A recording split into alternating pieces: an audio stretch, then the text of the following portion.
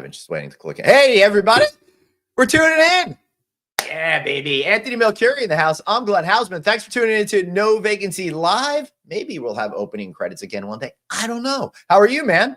You know, I have a lot of favorite people in this industry, right? And my new favorite person I just met a couple of years ago.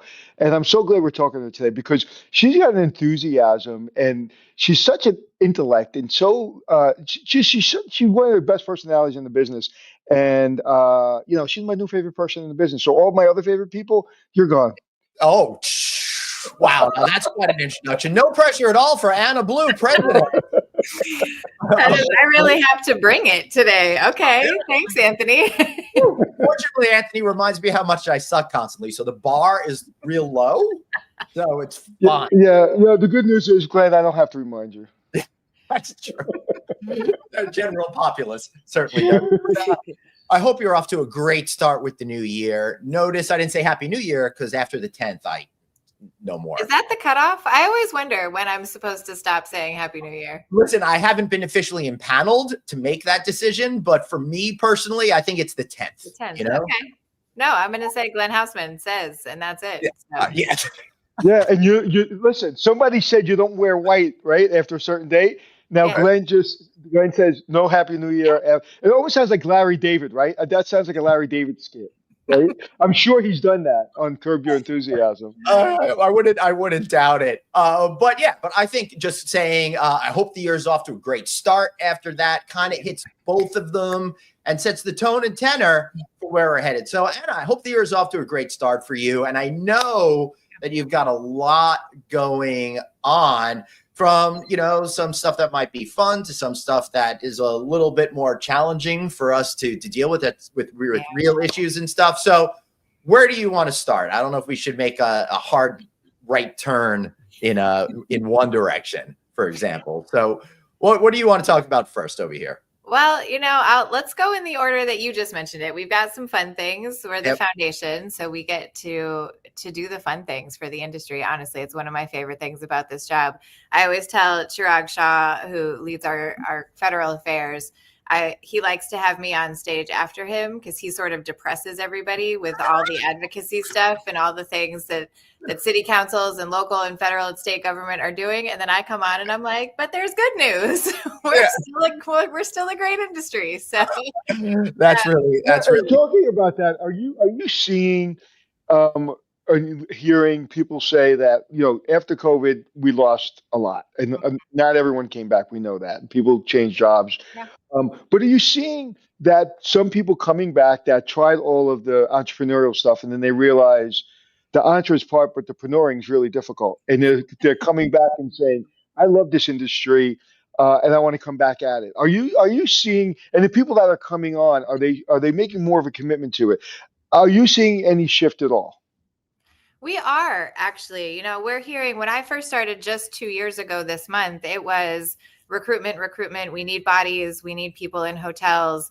And now what we're hearing is professional development. It's how are we keeping people? It's making sure that now that the talent is really starting to come back, where we're finding new talent, how do we make sure that this remains an industry of choice? And, we all know there are just more options. What I do find, just anecdotally in talking to people, we don't have data on this, but that the gig economy can be great. You can get paid right away. You can work your own hours, flexible. You can work in your own car sometimes.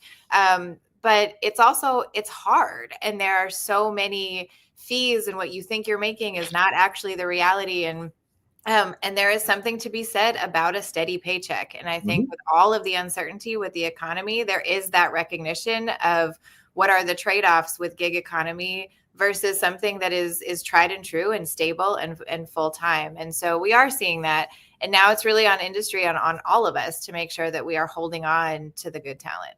Right. And we have options now. So you can do that on the weekends, or you can do it if for some reason you get laid off, hotel closes, you're not happy with your boss. You can always go back to that. But this is building a real career, and maybe you won't make as much money in the beginning, but as we know, you stay in this industry long enough and the money comes. And like I tell, I've said many times on this show, when I go to these conventions, I can't reach my arm out without hitting a millionaire in the head. right? There's money to be made if you stick it out. Yes. Yeah, there sure is. But first, I want to give a shout out to Shirag. He's not depressing, even though sometimes he has depressing news. He is a fabulous speaker, and every time he's on stage, it's great. I love when I shoot videos with him at events. It sounds like your kitchen is politics funny. Which no, because he's honestly really one of those guys that really has it. Yeah. He's one of the funniest people I know. And also, Glenn, I'm going to put this out there just so you can put him on the spot next time you have him. He does a phenomenal impression of The Rock, of Dwayne The Rock Johnson. No. Oh. It is amazing coming from Chirag. So I highly recommend next time you have him one-on-one with a camera on, please ask him to do it. I will do that. Just put that out there so everybody can ask him to do it. Yeah. So I love that people are coming back to the industry and they're starting to understand that there's such great opportunity moving forward. So how are you helping to get people to rethink that career path? Because I'm still seeing that the general populace, it disconnects what we know about the hospitality industry because they only see it from property down, right? It's the hardest struggle. That is really the hardest piece of it is the reputational piece, right? People think of working in the hotel industry and they think front desk, they think housekeeping, maybe they think F&B. I mean, they don't realize the entire ecosystem that we have in this industry and what the opportunities are and the career paths. Right. Nobody's ever heard of revenue management. Meanwhile, talk about making a lot of money. You can make a ton of money in revenue management, right? So they don't know that these career paths are available. And it is the thing that's hardest. We hear it from all of our academic partners. It is the constant message they're trying to drill into their students as well. But it's the thing that we face that is the biggest uphill battle, I think, as an industry is getting people to recognize what's available because it's not as obvious as many other industries of choice. And revenue management is the one job in our business you can work from home. Yeah. Yeah. Not from your car usually, but from home. Yeah. Yeah. And apparently you can't do podcasts from your car either because Glenn doesn't like it. No, please don't do that. That feels really dangerous. Park. No, it's always yeah. That being said, I just shot a podcast last week when I was speaking with a group in a 1960s era Volkswagen van. Oh yes. So it's my first ever van cast. Tune in for that when we have a down day here. That is brilliant. Yeah. Oh, I was going to say you're lying, but the one we did was in an airplane at TWA. I thought it was a van, but it was I want to hit all modes of transportation. Wait until I'm going to hit trains next. This is amazing. We haven't done a train. No, we haven't. No. All right, let's work that out. Maybe we'll take the Amtrak down to the DC area for the next time AHLA Foundation has a big event. That's right. So let me. I'm going to plug real quick. So. We are actually very happy that we have our biggest fundraising event of the year is coming up in just a couple of weeks, and it is in Los Angeles. And we have been very much in touch with everybody on the ground. And we are overwhelmingly hearing from our industry folks on the ground there that they want us to show up. They want the tourism. We need to be investing in the economy that's been so devastated by the horrible wildfires going on right now. So our Night of 1,000 Stars Gala is on January 27th. It's at the Beverly Hilton this year. And it is our opportunity as an industry across the board to honor the stars of the industry. So we've got some really incredible people. We honor emerging leaders, hospitality students, women in the industry, the North Star. We have a Hotel Hero one. We added a new award this year for the Hotel Hero. And when you hear this woman's story, holy cow, what she does. Let me all I'll say, because this is confidential until we give the award, but the fact that she has MMA as in her background came into play in the Hotel Hero experience. So it's an incredible night. Tickets are available, but it's a fun opportunity for industry to show up and show out and to celebrate the good that we're doing. Yeah, and when you were just talking about 2 years ago, you came into the industry and you were announced into the industry. Do you remember the person sitting next to you? It was you. That was my very first day on the job was Night of 1,000 Stars. Like that was it. That was my first day on the I job. remember. In the room. And I will say, Anthony, I'm going to blow you up for a second. You didn't actually even speak to me until after I came off of stage. I think you had to wait to see if I was important enough for you to talk to. That did not sound like Anthony at all. But once I came off stage, you were lovely, and we've been best friends ever since. You know what's horrible about that? That might be a little true. No, it was true. Yeah, that is amazing. And I recall I used to actually participate in voting for the Night of 1,000 Stars. It's been a while. That was back, I want to say back in the Joe McInerney era, which is pre-Catherine Lugar. Her run, which was a while ago. So wait, hold on. Before we go forward, I'm having a desperate need to defend myself. Okay. I'll put a pin in my comments. I will say there is truth in that, but I will have a caveat and say, and Glenn, back me up if you want to. You don't have to. Am I a little bit standoffish in these events? Yes. And let me say, because he does not necessarily feel at home at events like that. That makes sense. Right. Yeah. So I'm actually he. The same way. So I didn't talk to you either. It goes both ways. So he's seen me in these events where I'm shy, and I know that's weird for people to hear, but it's true. But then once I knew who you were, I was like, oh my God, all right, now I have an in to talk to you. But also, I may be a little judgy sometimes. So. That's great. So Anna, one of the things I remember is I used to participate in voting for it. It was so great. I remember I got like a giant book like this and reading all of the stories and understanding how every day there are hospitality heroes throughout the entire country. And that really transformed my whole perspective of this, right? And I love that you could award these people and really celebrate them. But I'd also love to be able to tell some of these stories that aren't being told at the big gala event too, because every single day people are making a difference. And that is why people go and stay in hotels over and over again. It's true. We get so many nominations from so many different properties of just the incredible people in all roles of the industry and what they're doing every day. And we go through a whole process. As you mentioned, there's a voting process and all of that. It's not just me sitting here and deciding who I like. But there are a lot of really incredible stories within that. So I would be happy anytime to share some of those with you. Yeah. So before we move on and maybe make it a little bit of a hard right, what's the one thing, because maybe you can tell people where you came from, kind of what your experience was. And then what's the one thing being in hospitality that surprised you, good or bad, that you were like a little bit like, wow, okay, I didn't realize.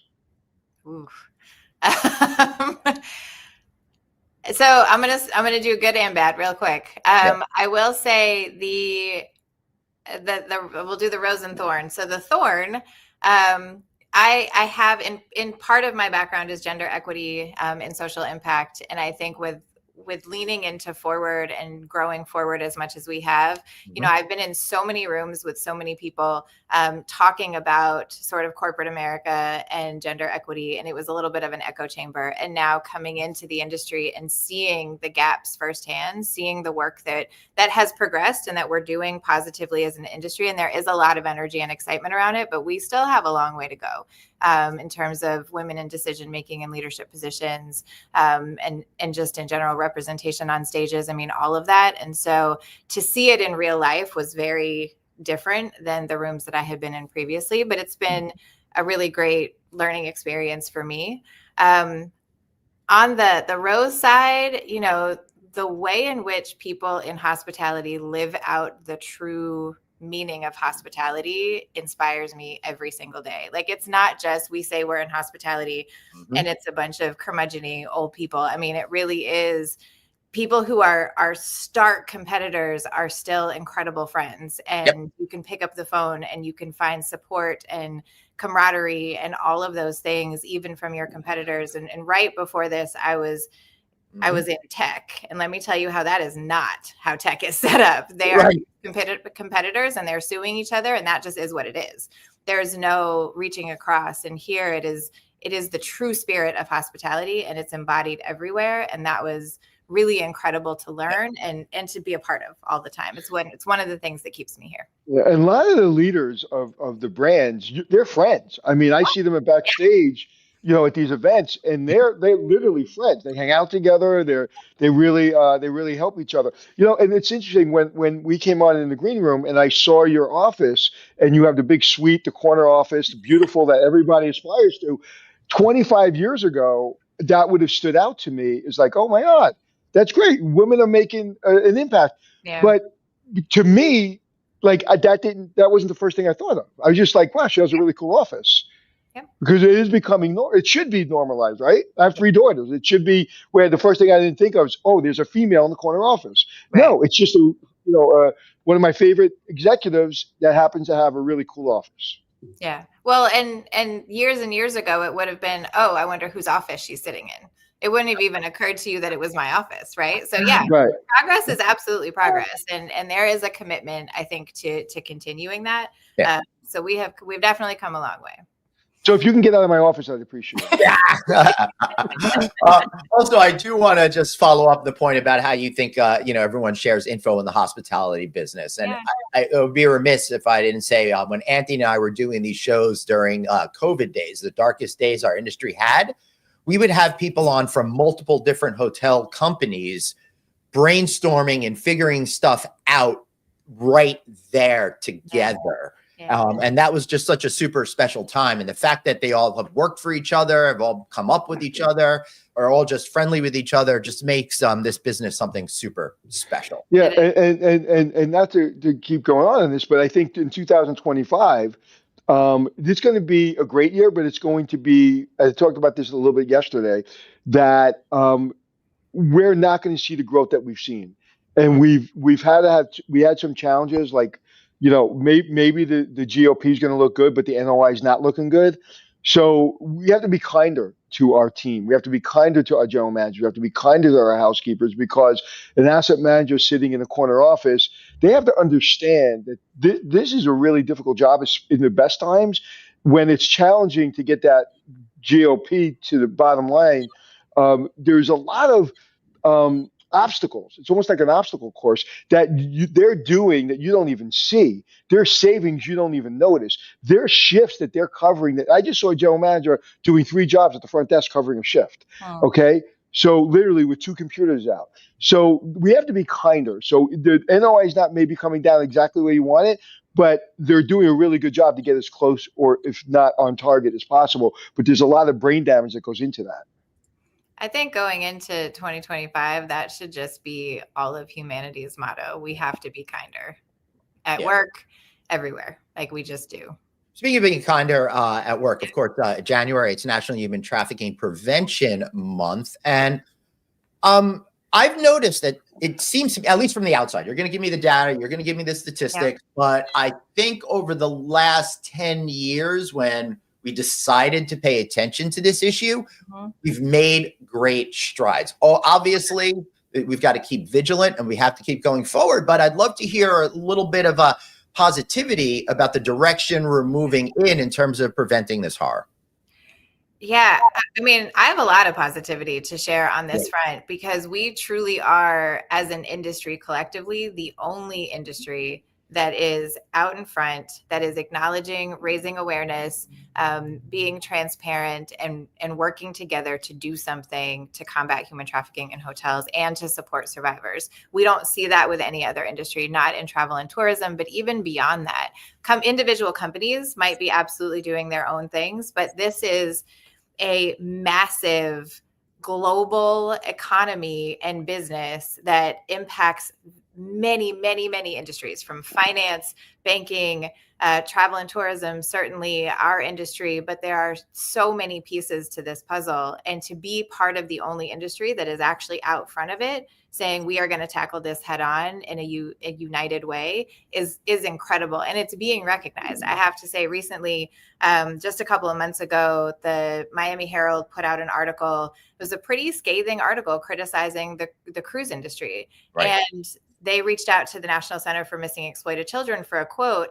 And, they're the OGs in this space. And they said the cruise industry should step up the way the hotel industry has done.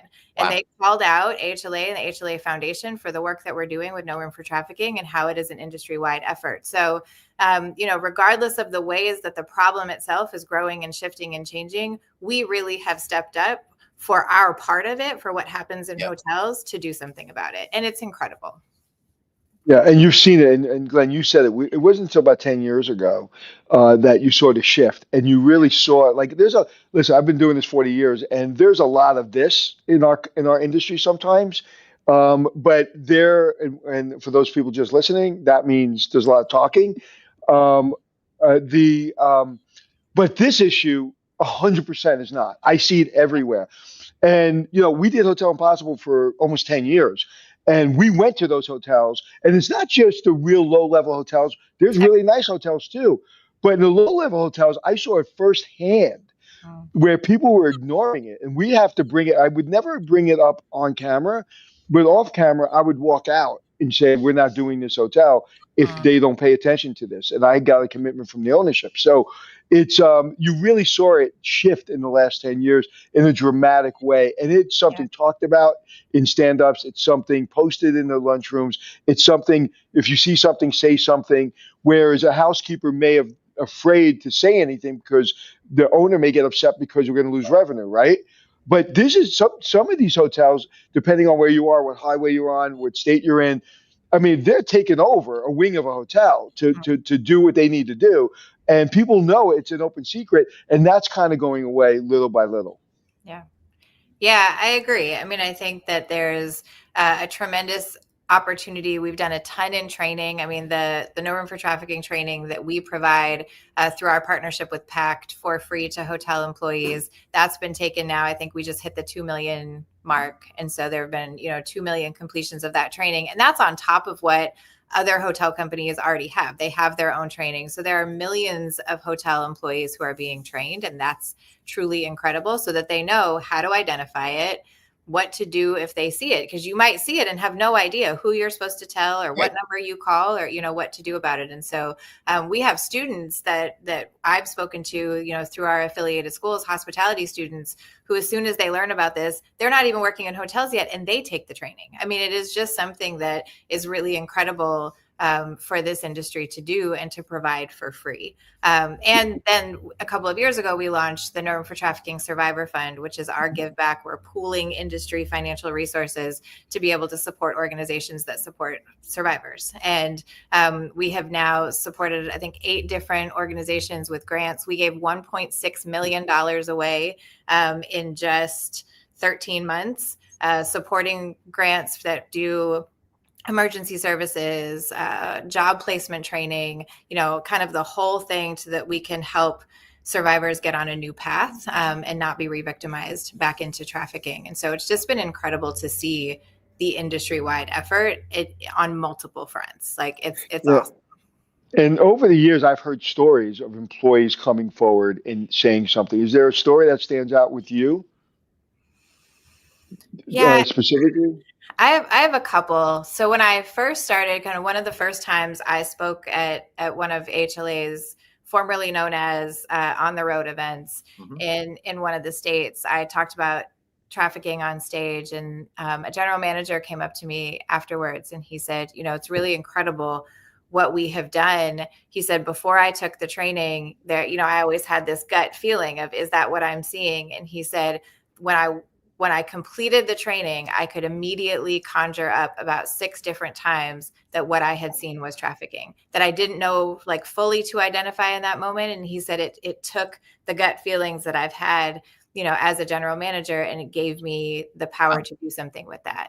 And that was really affirming to hear. And I was just a couple of months in. At our No Room for Trafficking Summit in 2023. It's a really beautiful event. It's a half-day event, and we bring together the organizations that we support, industry leaders. It's incredible. And a woman came up to me afterwards. I didn't recognize her. And she said, it wasn't until this event today did I ever really sit and do the math on how much the hotel industry profited off of my exploitation. Wow. And then she said that, and she got tears in her eyes. And she said, and the fact that you are coming together to do something about it is one of the most inspiring things I've ever seen. Wow. And that was from a survivor. And having those moments of, yes, like we're on the right track. We are doing something that no other industry is doing it, and we're doing it well. Is there anything, without getting into the nitty gritty of it, is there anything, just for the people listening, the 2 or 3 things that would stand out that we maybe walk past and don't realize? Yeah, I mean, it's a lot. Oftentimes it's little things. I mean, pay attention to dynamics. And I have a teenage daughter. Sometimes she's not speaking to me, so you have to be mindful. But if the age difference between people doesn't look right, if you see people, checking into a hotel for multiple days, but they don't have any luggage, there are definitely things that you can see. Just the interaction. If somebody is traveling with someone who's older and they refuse to make eye contact, or they seem sort of like they are being controlled by another person on whether they can speak or where they can move, or that person's keeping them close and doesn't want to be separated from them, there are some of those power dynamics that you can look for to think, okay, wait, maybe there's something off here. Great tips. Yeah. Also, I would encourage hoteliers out there. I've been to a few hotels, not enough, where there's actually information in the bathroom. Yep. And like an emergency thing you could pull sometimes, those sorts of things to help the person who's a victim be able to get help if others aren't recognizing the signs out there. How can we learn more on this particular issue? Maybe get our teams trained, Anna. Yeah, absolutely. So through our website, AHLAfoundation.org, you can click on No Room for Trafficking. We have resources. We have printable resources, as you just mentioned, that can be displayed up in hotels. We have the link to the training. So you can even just Google No Room for Trafficking and our site will pop up. But all of the resources, we have guidance cards.